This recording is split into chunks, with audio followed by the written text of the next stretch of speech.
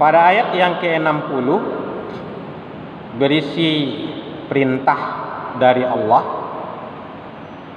untuk mempersiapkan kekuatan dan perlengkapan perang yang menggentarkan musuh.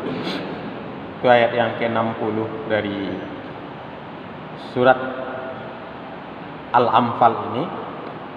Selanjutnya pada ayat yang ke-61 hingga ayat yang ke-63 berisi perintah dari Allah kepada Rasulullah dan para sahabat untuk cinta perdamaian, tetapi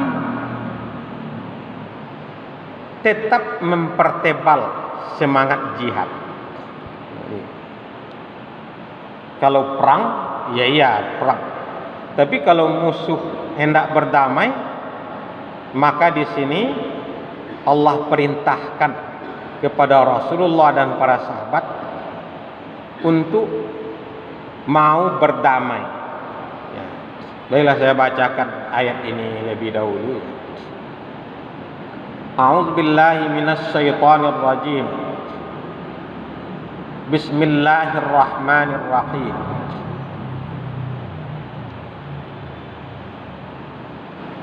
Wa in janahu lis-salmi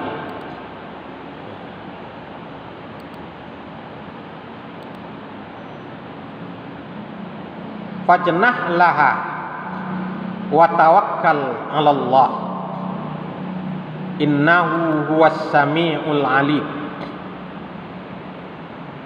Dan jika mereka condong kepada perdamaian,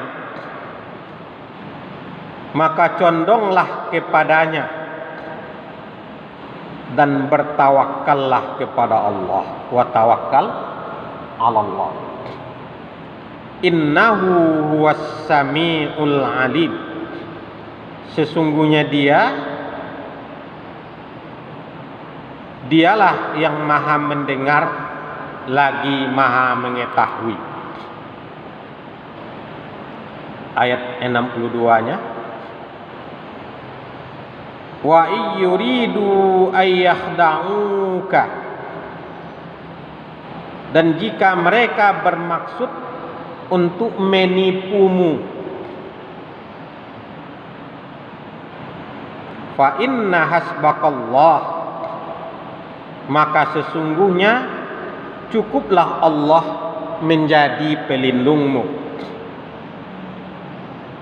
Walladzi ayyadaka binasrihi wa bil mu'minin, dialah yang memperkuatmu dengan pertolongannya dan dengan para mukmin.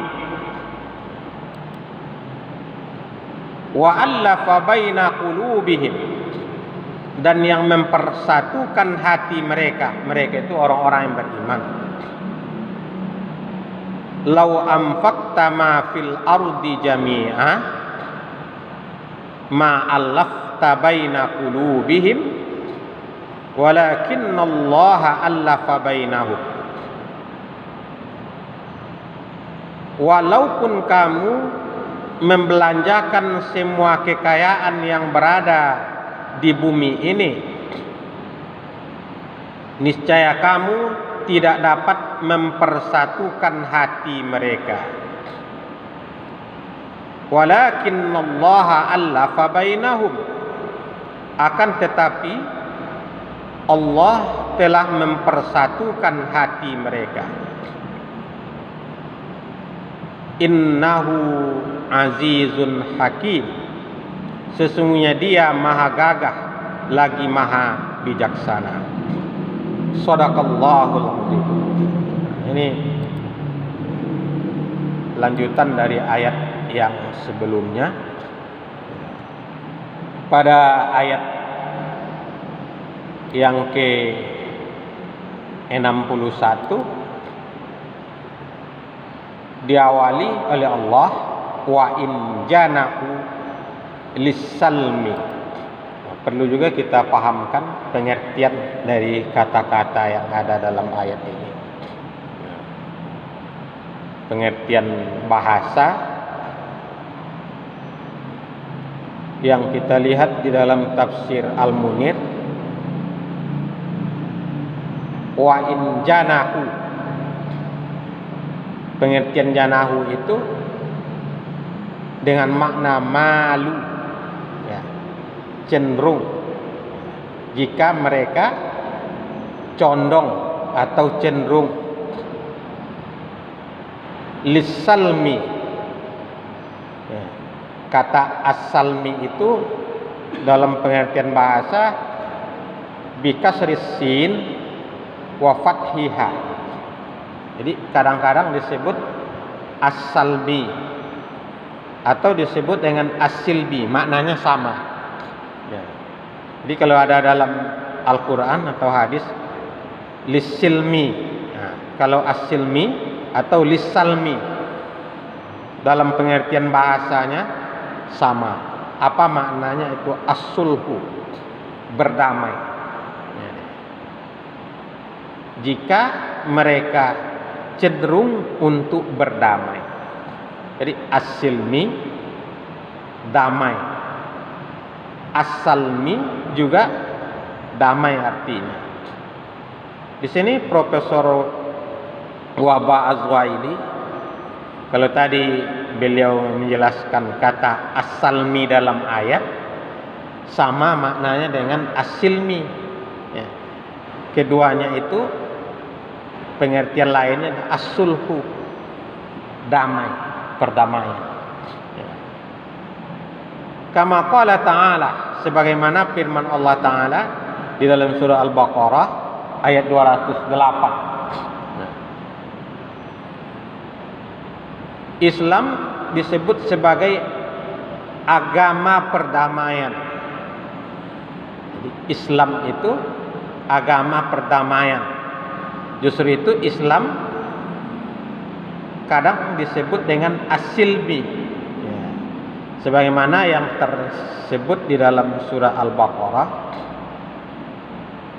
ya ayyuhalladzina amanu dkhulu fis-silmi kafatan.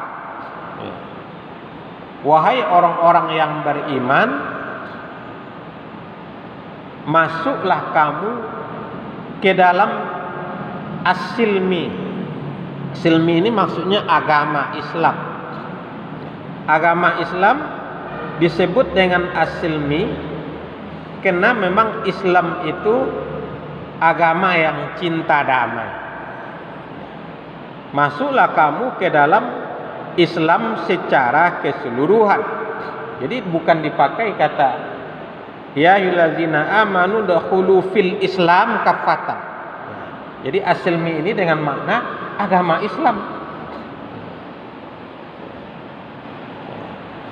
ke dalam agama Islam. Ya.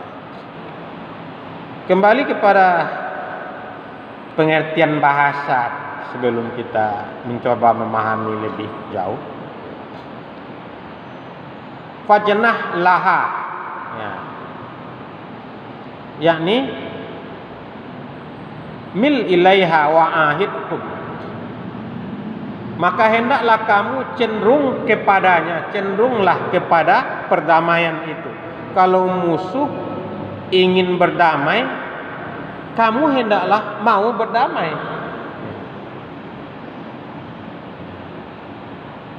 Adakanlah ikatan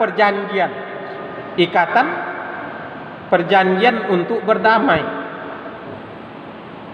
Padahal sebelumnya diperintah untuk mempersiapkan senjata dan kekuatan. Tetapi di dalam ayat ini Allah memerintahkan, kalau musuh itu sudah cenderung untuk berdamai, jangan kamu perangi juga. Ini Islam. Hendaklah kamu cenderung pula untuk berdamai. Ya, kembali kepada pokok ayat tadi. Wa in janahu lisalmi, jika mereka siapa? Musuh-musuh yang hendak memerangi agama Allah ini cenderung kepada perdamaian. Fajnah laha, maka hendaklah engkau wahai Muhammad, maka hendaklah engkau wahai Muhammad serta pengikut-pengikutmu wahai Muhammad cenderung kepada perdamaian. Oh, nanti khawatir akan diserang oleh musuh. Wa tawakkal 'alallah, dan bertawakallah kamu kepada Allah. Ya.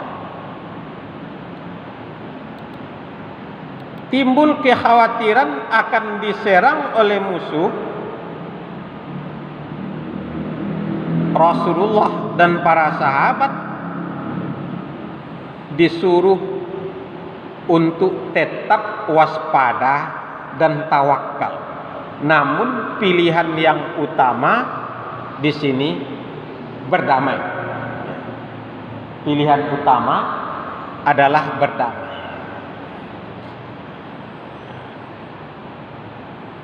Jangan takut. Apa pengertian tawakal Allah? Di dalam tafsir wal bayan tentang ayat ini, tafsir dan penjelasan Profesor Wahbah Az-Zuhaili menjelaskan, berserah diri, wa fawwidil amra ilaihi, serahkan urusan kepada Allah, wala takhaf mim makrihim wa wadrihim, janganlah kamu takut terhadap makar dan tipu daya mereka, fi junuhihim ilas silmi, dalam kecenderungan mereka itu kepada perdamaian. Fa innallaha kafika wa asimuka mim makrihim wa khadi'atihi, Allah lah yang akan mencukupi dan memelihara kamu dari tipu daya, dari makar dan tipu daya mereka. Jaminan dari Allah kepada Rasulullah dan para sahabat, kalau musuh cenderung untuk berdamai, ya berdamai. Oh, ada mungkin kekhawatiran di balik yang demikian itu, hilangkanlah, serahkan persoalan kepada Allah.